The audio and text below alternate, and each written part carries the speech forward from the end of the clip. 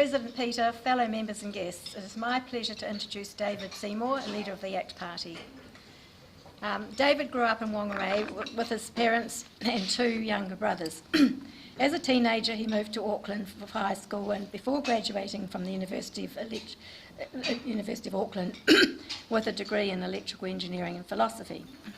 At this time, David became involved in ACT by way of ACT on campus, and he stood for ACT in Mount Albert against Helen Clark in 2005. He didn't win.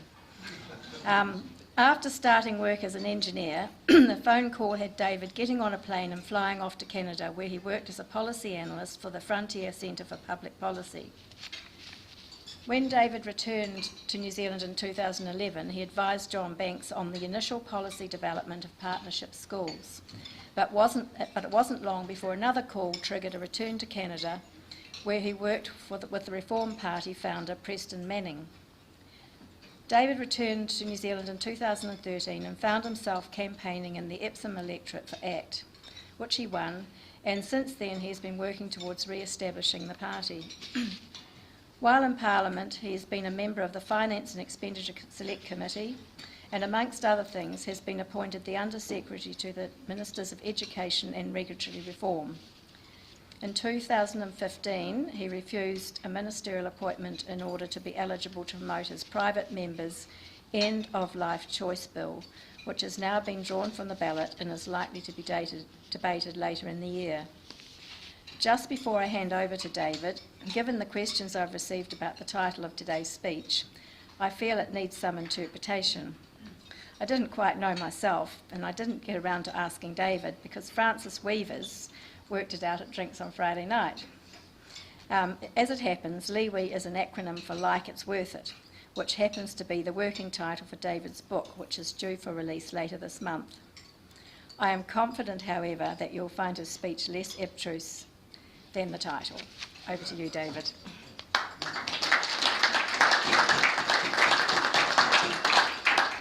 Right, well, thank you very much, and I'll try and pack as much as I can into the 10 minutes or so that we've now got. I am someone who's had a long association with Rotary. My grandfather was a Rotarian. They had a couple of exchange students, and it became a big part of their lives, travelling backwards and forwards to North America for several weddings. One of them got divorced and married again, so they got another trip out of that. My grandfather resigned when women were admitted to the club. I can assure you that that's more nurture than nature, and not a genetic predisposition. And my mum was one of the last people in the Western world to contract the polio virus.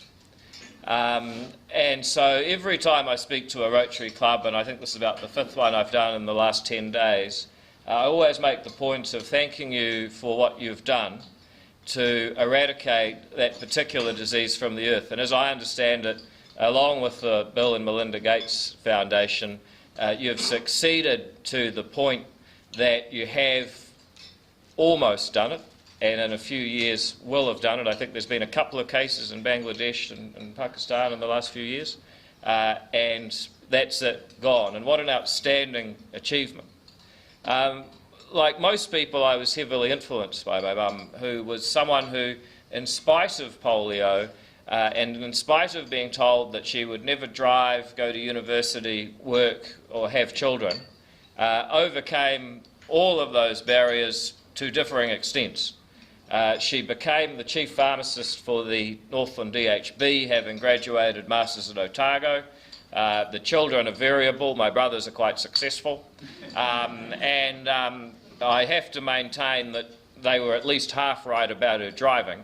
But nevertheless, it's a story about how life and what happens to you isn't like bad weather. You can actually make a difference in your own life. And my grandfather, who was a Rotarian, was another large, until they let the woman in, but was another large influencer. And he was someone who built up what at one point, and may still be, was the largest privately held electrical contracting firm in New Zealand. And electrical contracting is tough because you come in at the end of the job when most of the screw-ups have already happened.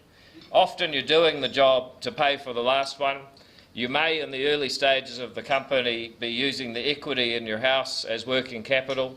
Then things go wrong, employees let you down, diggers fall off barges in the Pacific Islands, someone puts the wrong diesel in and it all falls apart, and you pick yourself up and keep going. So those are some of my formative influences that have made me the person I am today and why I stand before you for ACT, because we are the only party remaining, I might add, or I might venture, that believes in free enterprise, personal responsibility, and the simple idea that people can make a difference in their own lives. And so the title of my talk, which is also the title of my book, is that as politicians we should be making policy like it's worth it. And I could give you a lot of examples, but I want to give you just one, that I have some executive responsibility for government, and that's charter schools. And before you go making policy, it's critical to define the problem correctly, because otherwise you can never quite work out what you're doing. And the problem is simply this. Every year in New Zealand, taxpayers spend about 12 billion, 12.3 I think in the last year, $12.3 billion educating about 800,000 kids, give or take. In other words, $15,000 of economic resource per kid, and over 12 years, which you'd expect they'd be enrolled if not attending, that's 180 grand. Roughly enough to buy a 3-bedroom villa in Mount Eden in 1947. Which is another topic I won't talk about today, but I think it's a critical one for this election. And yet we hear that between 18 and 24, there's 360,000 kids, because there's about 60,000 kids a year born fairly consistently, and 90,000 of them are NEETs, not in education, employment or training. And if you think about this, it's really quite amazing how badly we've managed to screw up education, that we spend 180 grand on each kid, more economic resource than any society has ever been able to dream of putting into preparing its kids for the future. And yet we manage 1 time out of 4 to leave them unprepared for the 21st century. And I think that's a tragedy. And I think that feeds a lot of what your president, Mr. Lawson, was just saying to me, that even though statistically there's been no change in income inequality for the last 30 years, according to the Household Labour Force survey, there is a pervasive sense that more and more people somehow can't fully participate in the New Zealand that we all imagine we have, or at least aspire to have, where Jack's as good as his master and anybody can make a go of it. So what are we going to do about it? Well, I unashamedly am an advocate for partnership schools kura horua, the official policy name for charter schools.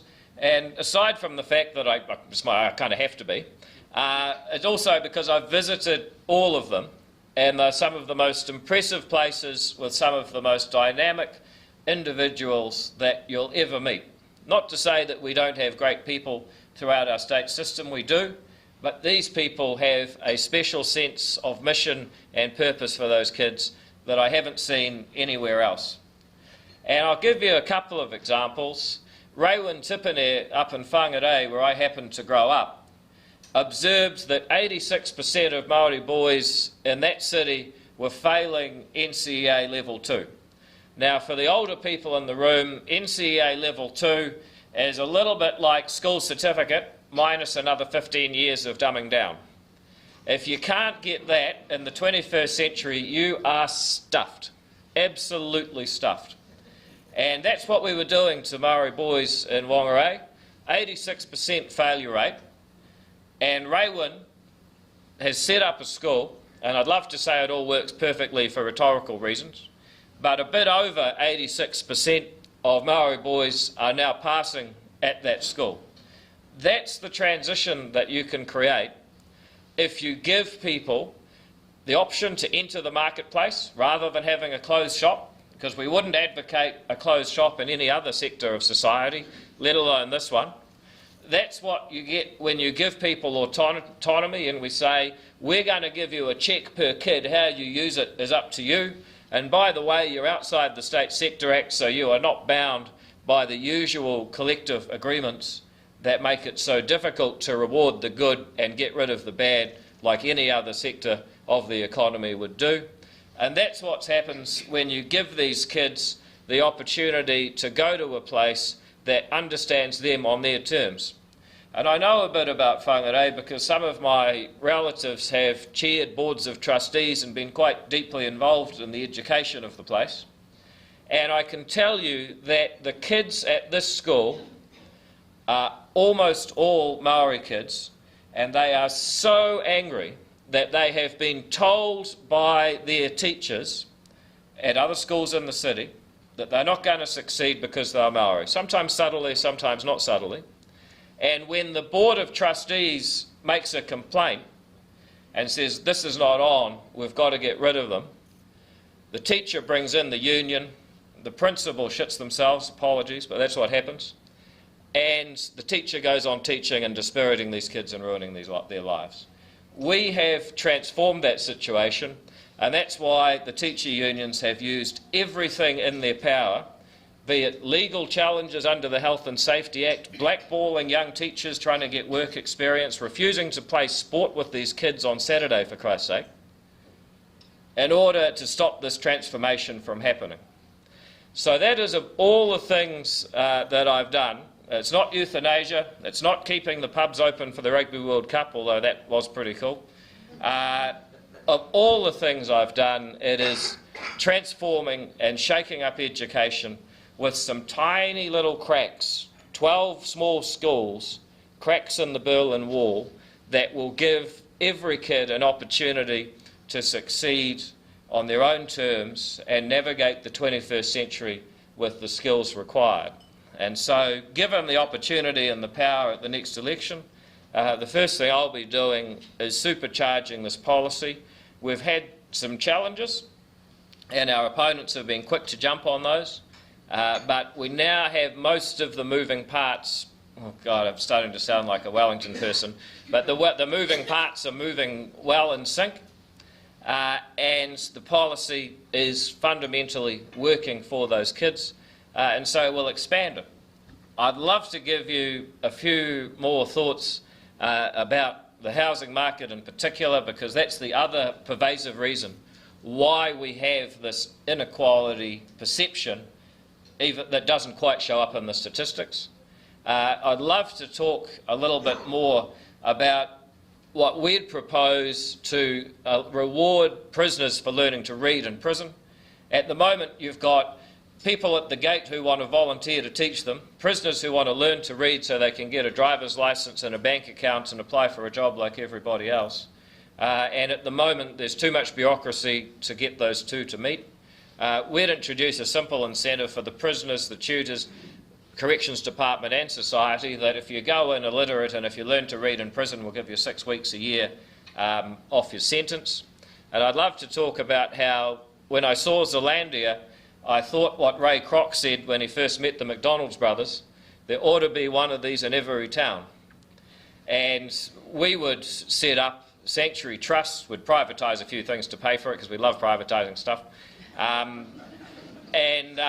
Well, it's true, and set up a trust with a 100-year mission to contract charter-like organisations to set up more Zealandias. Because the thing is, they're a great idea, but they always run out of money, as Zealandia did at one point. And I think it's the role of government to help bring back the bird song that, I always forget this guy's name, Joseph Banks heard when he was writing journals on Captain Cook's Endeavour in 1769. We should be able to hear that again. It's coming back in Zealandia, but it should be everywhere. And you can imagine the lovely people of Remuera trundling up Mount Eden to bash a few rats, plant a few trees, and bring back that halo effect of birdsong across Remuera and central Auckland. But why couldn't you also do it in Hamilton, in Whangarei, who knows? I mean, maybe they could even do it in Christchurch. It's possible, and it's something that we should be aiming to do. So I'll wrap it up there and take a couple of questions if there's still time. But I'm very grateful to address another Rotary Club, especially with so many luminaries in the crowd. I've seen at least 2 people that are in the Ian Fraser documentary Revolution. There's Suzanne there. And if anyone's got anything else I could hold forth on. Oh, and can I just say one thing? I want to thank Michaela for inveigling me in here, and whoever let her introduce and give me the vote of thanks. It's sort of like the Springboks, bringing your own referee. But she has been a fantastic vice president for our party, and very grateful for all of Michaela's support both here and as we go towards the election. Thank you very much.